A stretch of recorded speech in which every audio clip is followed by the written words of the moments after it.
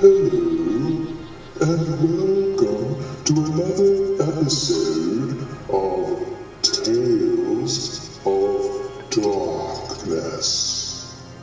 Tonight, we'll need to put out our lamps and wait in the dark for our guest ghost teller, Poltergeist, to show himself. He's a bit shy, although he's also a bit of a prankster. But first, a word from our friends at zombiecards.com. Zombiecards.com. When you want your e-greeting to be dead on. Now, are you ready to be plunged into total darkness? Here we go on the count of 3. 1, 2, 3. Boo! Sorry about that. I hope it didn't make you mad. If you're really, really not mad, I'll appear and tell my story. Okay?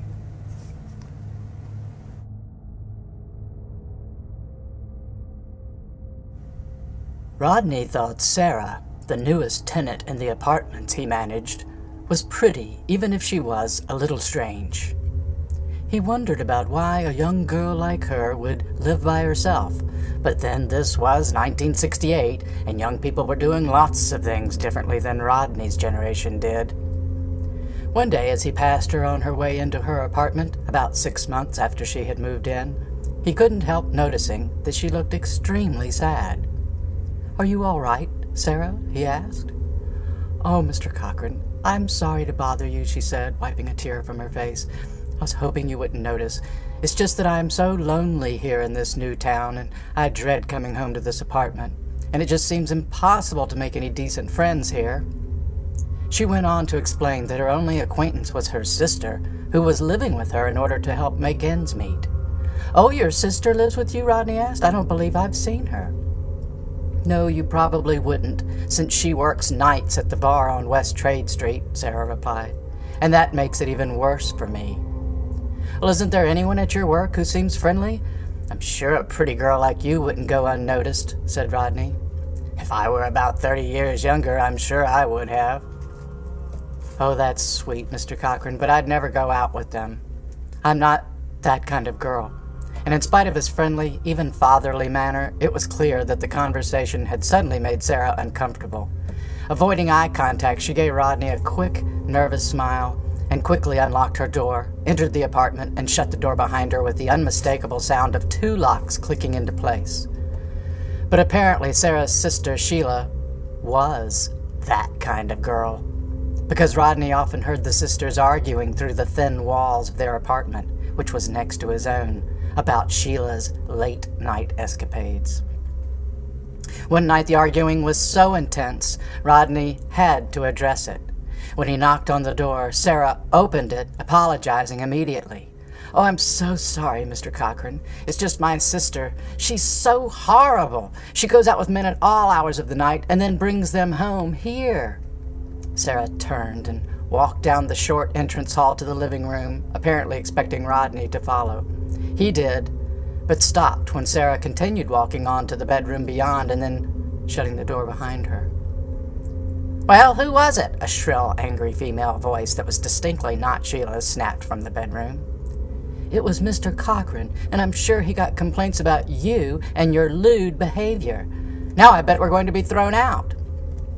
Rodney really had no intentions of throwing Sara out. At least he hadn't really considered it before this point.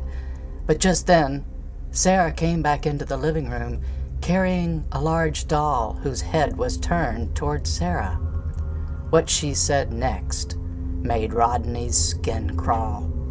Or I should say, not what she said, but how she said it, for the voice Sara spoke with was not her own.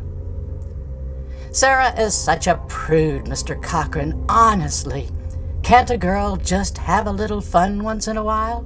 I bet you'd like to have some fun, wouldn't you, Mr. Cochran?" Sara looked directly at Rodney as she spoke, and then she winked lasciviously at him. The doll then turned its head to look at Rodney, and Sara continued, "See what I have to put up with, Mr. Cochran?" The truth began to dawn slowly on Rodney as he saw the blonde woman whom he had thought was Sara carrying on the conversation as her own sister, Sheila. "Sara gets rid of every boyfriend I bring home. Just go in there and see," she said, pointing to the bedroom. Rodney got up, slowly walked to the bedroom, and looked in.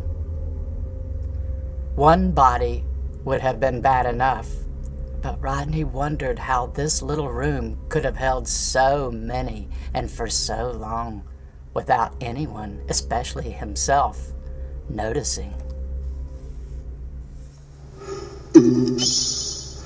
I have a feeling that perhaps Rodney shouldn't have come over to Sara's apartment after all. It looks like the body count might have just increased by 1.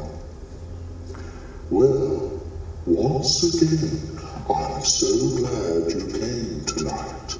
Come back soon for another